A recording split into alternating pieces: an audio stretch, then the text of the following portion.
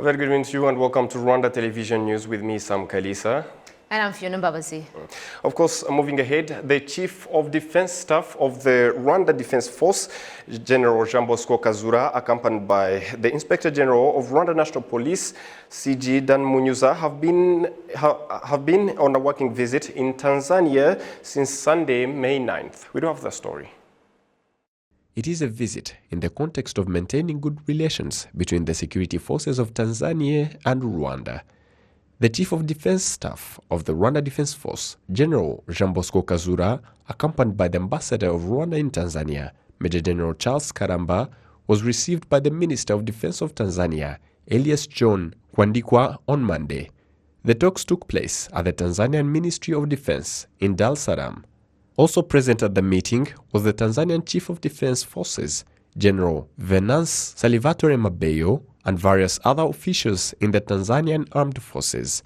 The Rwanda National Police Inspector General, CG Dan Munyuza, accompanied by the Chief of Defense Staff of the Rwanda Defense Force, also visited the Tanzanian Police Headquarters in Dar es Salaam and held talks with Tanzanian counterpart, Simon Nyakoro Siro.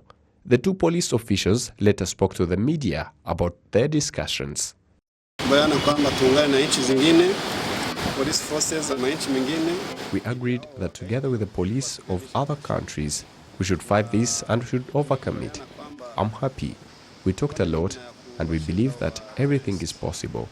Tanzanian Police Chief Simon Nyakoro Siro explained that the measures would bring peace to the people of both countries.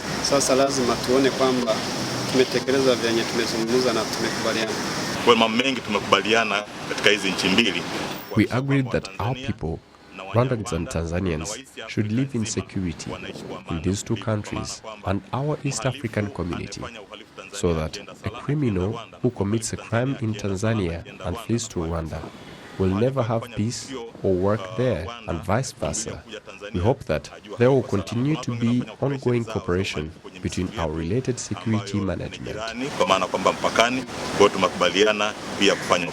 The visit of the Rwandan delegation will continue in various parts of Tanzania and is expected to include a visit of various units of the Tanzanian Armed Forces and the various activities. Tanzania and Rwanda are neighbors and have good relations in various fields, especially the security forces in the two countries that work closely together. Cross-border traders along the Rwanda-DRC border have been asked to be patient about the restrictions in place while the COVID-19 pandemic continues to be a problem. Now, this comes after the complaints over the restrictions were presented to the provincial authorities of the regions on both sides of the border. In addition to the complaints about the restrictions, other grievances were aired by Rwanda's business community as the provincial governors of the DRC's South Kivu and Rwanda's Western province met for the discussions. Imisoro itangwa muri serivisi za leta. There are some taxes imposed on Rwandans only in that country, and some of them are not even allowed. There are other funds we must provide, and we don't even know what it is for many different services, some of which even they are not aware of. They have said they are going to sort it out, and the taxes to be paid clearly outlined so that Rwandans are no longer victimized in that way. The Congolese delegation also expressed its grievances that include certain goods from their country that are not allowed into Rwanda, and the fact that despite the DRC opening its borders, restrictions have remained on the Rwandan side. Our borders are completely open, and those restrictions remain only on the Rwandan side because of COVID-19. But we hope that after the pandemic passes, things will go back to normal. The governor of Rwanda's Western province has urged for patience concerning the restrictions while the pandemic is still a threat. That situation is global, and trade has encountered serious problems, not excluding Rwanda. As long as the coronavirus pandemic remains, then you must be prepared to accept that things cannot be business as usual. A similar meeting like this latest one was held towards the end of last year, and the problems discussed in it were very much like the ones discussed this time around as well, though more problems were featured in this one. Most of the problems we discussed have been resolved, and the few that remain will be dealt with within the next 2 weeks or so. It was also noted that playing the blame game with both sides pointing an accusing finger at each other will not help the situation. The French author Patrick de Saint-Exupéry has published a book he wrote on the genocide that was perpetrated against the Tutsi that refutes those who negate and deny the genocide, because the author based the book on the research carried out in Rwanda and abroad. Officials in Rwanda's National Commission for the Fight Against Genocide have hailed the book, saying it is an important weapon when it comes to showing the truth about the genocide against the Tutsi in Rwanda. Serge Ntore continues. Il y avait des procès à Arusha et on m'avait demandé de témoigner. In 1994, the author of the book was living in Kigali and writing for the French newspaper Le Figaro. And later he heard people claiming that a double genocide had occurred in Rwanda, and so he set about researching to see if there was any truth to that claim. The result of that research is in the book La Traversée. Je suis parti de Kigali. En partant de Kigali, j'ai d'abord remonté l'histoire du génocide. I started in Kigali basing on the history of the genocide against the Tutsi in Rwanda, and then went to the DRC in search of the truth behind those claims that a second genocide had occurred. My findings showed me that no other genocide occurred except the one that was perpetrated against the Tutsi. A genocide is something that is very particular and singular in nature. It is an attempt to completely wipe out a given people. There is no evidence that it ever happened in the DRC. Though a war did take place there, tragic as it may be. A war is a tragedy, but not a genocide. So the thesis of a double genocide is fallacious. Une tragédie n'est pas un génocide. Et donc cette thèse du double génocide est fallacieuse. Those who have read the book say it is proof against those who deny and negate the genocide against the Tutsi. We can use that book to fight against those who deny and negate the genocide, especially people who claim that two genocides occurred.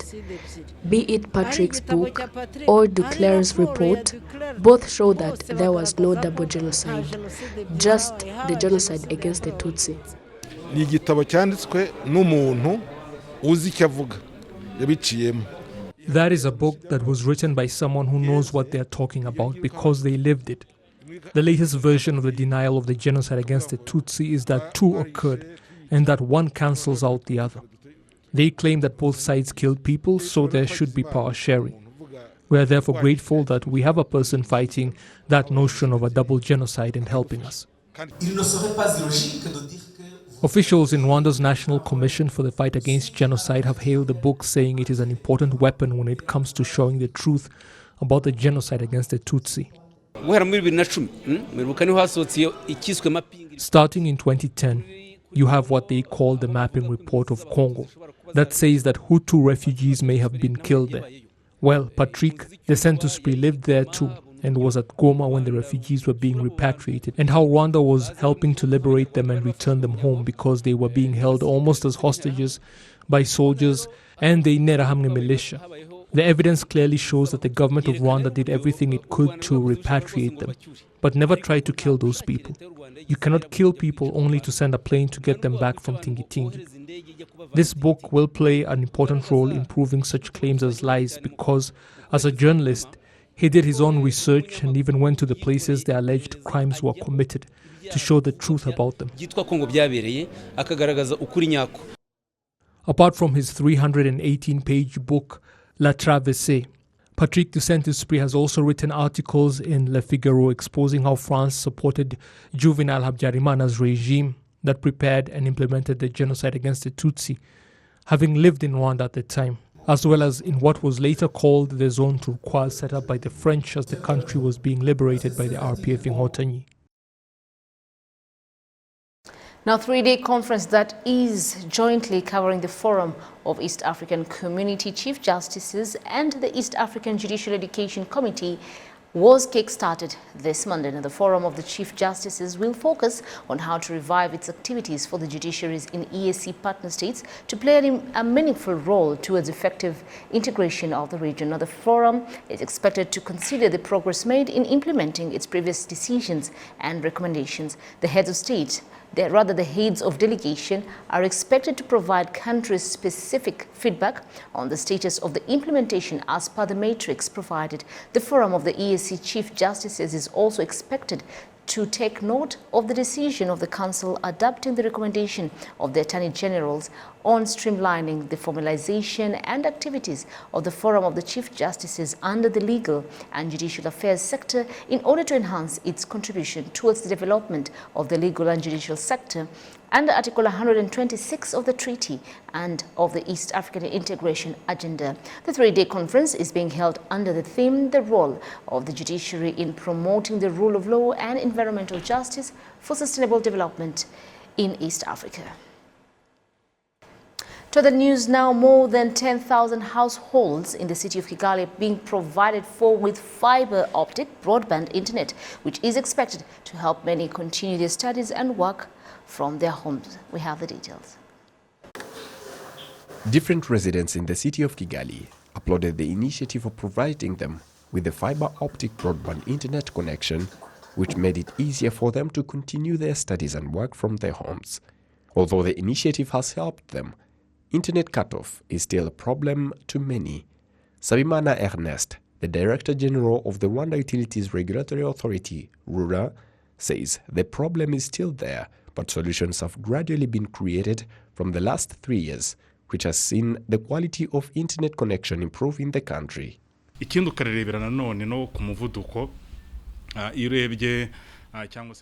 internet speed increased from 39 gigabytes per second in 2019 to 130 gigabytes per second in 2020.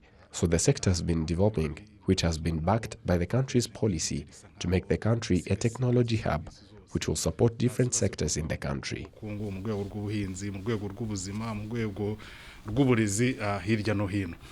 In addition to those who use the fiber optic internet connection from their homes, large companies that provide technology services benefit from it as it helps them to deliver their services across the country, as Grace Ingabire, the CEO of the Rwanda Information Community and Technology Alliance Rector, explains.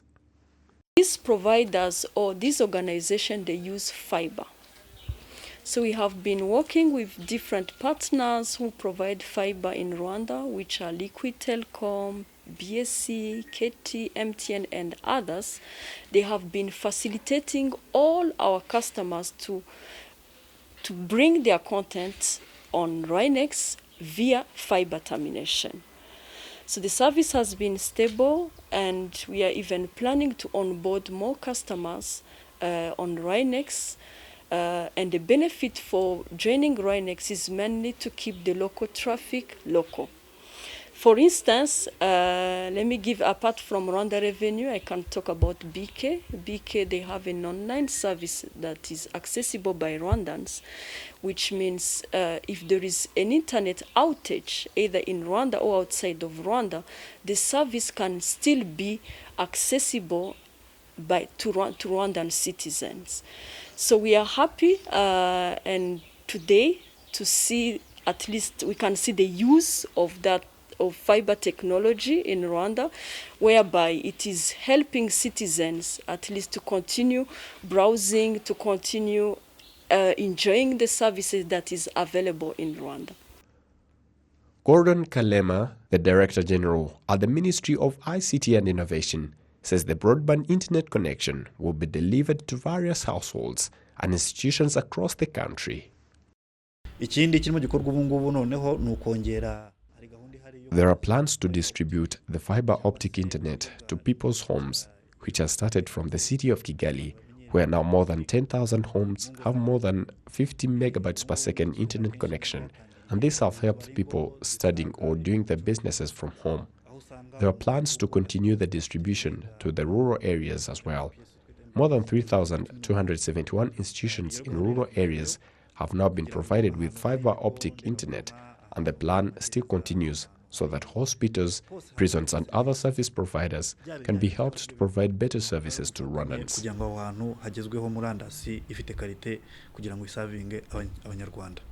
The distribution of the broadband internet connection has now reached 98.9% nationwide. From 2019, internet penetration has increased by 73.3%, from 64.5 megabytes per second to 111.8 megabytes per second. The number of internet users in the country has increased to 62.5%, representing 7.9 million people in 2021 from 7% in 2011. 1,572 smart classrooms were built. There are plans to deliver fiber optic broadband internet connection to 10,000 households, and 3,271 institutions were provided with fiber optic internet connection since 2019. Moving ahead with weather-related matters now, Meteo Rwanda has cautioned citizens of the expected heavy downpour in the next 10 days compared to previous days. The downpour has destroyed homes, crops, among other properties over the last few days. We had a very heavy downpour during the night. When we woke up, we found the house barrier fallen. We are scared of all this. In Nyamasheke district, Bushecheri sector, residents woke up to a landslide where 117 houses and 12 hectares of crops were destroyed. Meteo Rwanda now warns with the new measures more heavy rains expected in the next 10 days. We got the first 10 days rain measurements, and it indicates that in the first 5 days we will have heavy rainfall, and next 5 days, however, it will decrease. Most heat provinces will be the northern and the western parts of the country. We expect to see a decrease from the 16th and 17th of this month. Ministry in charge of emergency management has called on citizens to reinforce their roofs and other required repairs so as to reduce the repercussions that come with heavy rains. We're calling on people living in high-risk zones especially to be careful, as it's important that people look into all this and their surroundings to make sure that nothing puts them at risk. The other thing is to protect ourselves against the rain and taking shelter in dry places, because there are people who continue to farm and they're hit by the lightning.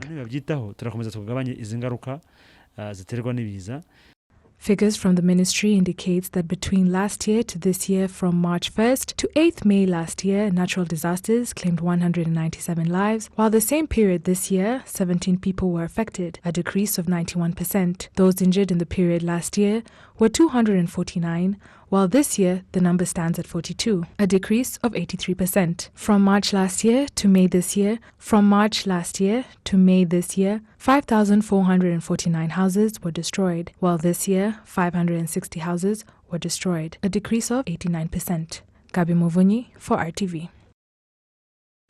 Cross-border market vendors in the Western Province wish to have more goods and services provided in the markets because livestock always seems to dominate such markets. However, the private sector federation in the concerned district say it has already negotiated with companies that will set up storage facilities for different goods that will be sold at the same price as those that are found in the city of Kigali. Ghislaine Mugoneza with the details. Every Friday of the week, Congolese and Rwandan vendors meet at the Karongi cross-border market to sell livestock. Though they benefit from this trade, more goods and services are needed in the market. Currently, there is only one vendor in the entire market that sells maize and its flour. The most I have ever exported, there is 27 tons in a single day, and they usually need fresh supplies 3 times a month. We can also get things from Congo, so there is true cross-border trade, not just us supplying them, and I believe that would make the market vibrant. PSF officials say that COVID-19 has affected this market because of the fact that they made agreements to bring other goods with private sectors in RDC, as well as local factory owners, which would have elevated the occupying rate to 70%, but it has remained below 30%. We held talks with local factory owners and agreed that they should bring goods in stores. We had talks with many of them and agreements were made. Some of them will be selling water tanks, pipes, and sell them at the same price as in Kigali, which will bring more clients, not only Karongi residents, but even others that live nearby, because they will be getting goods at a low price. At the Nyamasheke cross-border market, other goods have started being distributed in the market according to the vendors. We used to receive 300 cows, but it's now 500. Goats were 200, but there are now 350. Pigs increased to 400 from 300. Taxes increased to 14 million francs from 8 per month. We really benefit from that market, either to the residents in the country as well. The Western Province Governor has said that there are opportunities that Rwandans do not properly utilize, including bringing goods to the market that are mostly needed by RDC nationals. Even when you only consider the towns of Goma and Bukavu, it's a market of more than 6 million people, and what Rwanda exports reaches even in other places. We have a plan because we have been talking with district officials to see if we can increase what reaches the market. That is a task we all have, be it the private sector or citizens in general.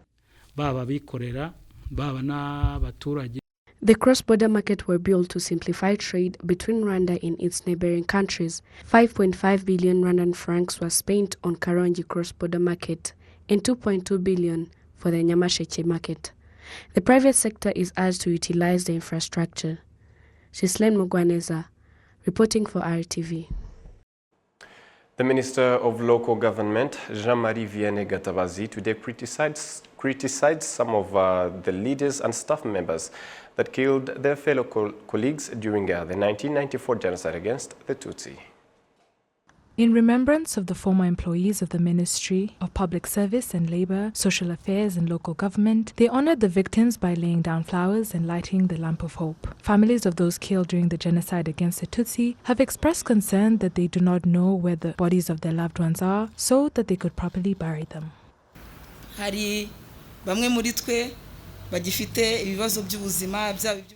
There's a good number of us that are suffering from chronic illnesses as well as trauma.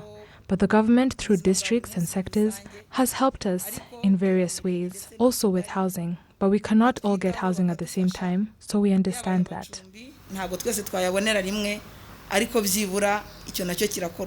The Minister of Local Government, Jean-Marie Vianney Gatabazi, criticized a number of authorities for killing their employers and employees. The Ministry of Local Government, Jean-Marie Vianney Gatabazi, criticized a number of authorities for killing their employers and employees who killed their fellow colleagues. He says this reflects the hatred that has been sown by the divisive authority. There are some staff members that killed their leaders, which shows that there was existing hatred and conflict in the job that would have played a role in uniting people. This is a great moment for us leaders and staff of these ministries and the Immigration Office to look back and learn from the history.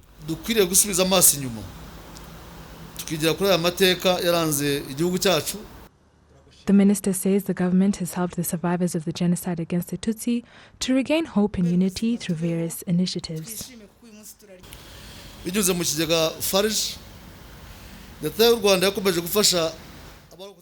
There are different ways the government helps the survivors of the genocide against the Tutsi, like FARJ, also those that are unable to get housing, as well as other commodities like livestock, medical care, education and others. There's also medical care initiatives every June for those that sustain extreme injuries during the genocide. I urge authorities to put more effort on initiatives like Ndomunyaru, because it is not just a talk show. It should live within us and teach us more in our history.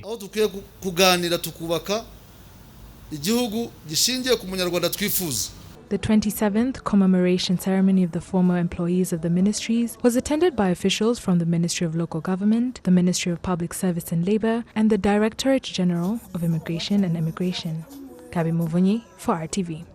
Just a few days remains until the beginning of the Basketball Africa League, end of the tournament, right here in Kigali, which will start on the 16th of May until the 30th May. And Rwanda is represented by the Patriots Basketball Club. And this evening, we're joined by the newly appointed Patriots Basketball Club coach, Alan Major. Good evening, coach, and thank you for joining us on Rwanda Television News.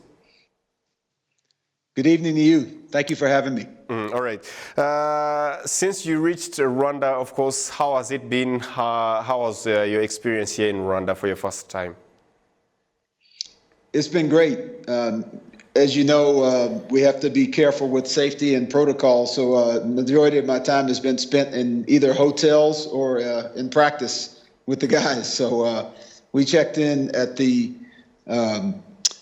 Bubble, which is the Radisson in the Kigali Convention Center a few days ago, and finished our initial quarantine, and now we've started individual work with our players. But Kigali has been wonderful, beautiful city and beautiful people. Before we get onto the preparations of the Basketball Africa League, first of all, how did you find your team, the Patriots Basketball Club? How is the team? Yeah, they're doing very well. You know, today is actually my 16th day in Kigali, so I've been keeping track. So the guys have been great. They're allowing us to coach them. They have a ton of energy. They want to learn, and all of our practices they seem to be getting better and better every day. So very enjoyable group to work with. All right. And of course, there has been some speculations that J. Cole, an international rapper who is here in Kigali, must feature in Patriots Basketball Club. Let's start there with the preparations. Is J. Cole being featured in Patriots Basketball Club for the upcoming Basketball Africa League? He is, and you know, he just wants to be a regular guy. He's not looking for special attention. He arrived just a couple of days ago, so he's still dealing with the initial quarantine issues. So we have to wait a couple of days before we can officially work with him and another player that's joined us. But you know, he just wants to be a regular guy and enjoy his basketball experience. So that's the plan. Absolutely. And of course, regarding the preparations of the team, we saw some of the players being dropped out and of course some of the players being added in. So except seeing Gibel Nijimbere, one of the Patriots point guards being dropped out of the team, and of course other players, speculations that other players are going to be added to the team. Which other news regarding the preparations for the Basketball Africa League that are in Patriots Basketball Club as we speak? Well, unfortunately, you know, we hated to lose Gilbert. He's a fantastic person, and it was a decision that our management felt was best. Our coaching staff, you know, we obviously as coaches, we have to support management decisions.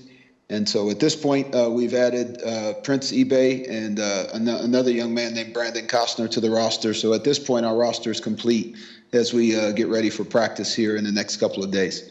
Absolutely. And as I just started saying, it's just a few days until the kickstart of the Basketball Africa League. How is the team prepared? How is the spirit right now regarding the players' preparedness of the Basketball Africa League?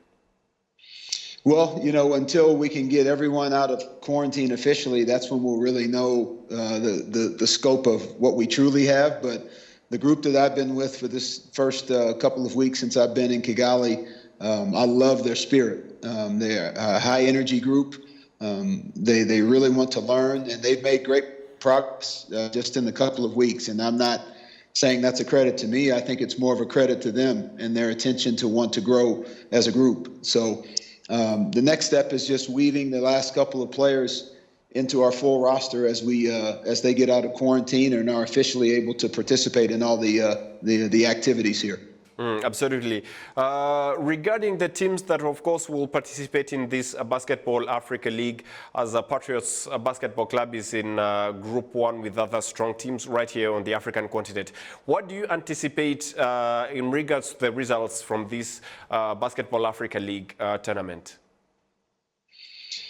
Well, I mean, our plan is to try to win it, of course, but all right. That's our number one goal. But I'm not a genie or a Houdini, so I wish I could predict the future, but I can't. Right. But I love our opportunity, and obviously it's a very strong pool of teams across the entire 12, not just our group in Group A. So, but what we've been trying to really stress to our team is let's make sure that we control everything that we can control, and make sure that you don't live into the future too much, because all you can control is today.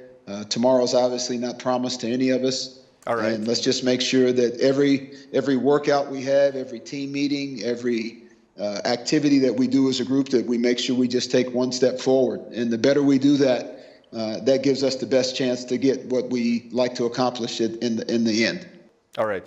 Thank you very much, Coach. And let's end saying that all the best in your preparations of the upcoming Basketball Africa League. Thank you very much. I appreciate you having me on. All right. On behalf of the entire news and technical team that made it happen, thank you very much for being with us. My name is Sam Kalisa. And I'm Fiona Mbabazi. Thank you very much for joining us. Have yourselves a lovely evening and a great week ahead. And do remember that COVID-19 is still here with us, so do play your role right as we continue to flatten the curve in the country. Have yourselves a blessed and fruitful week ahead.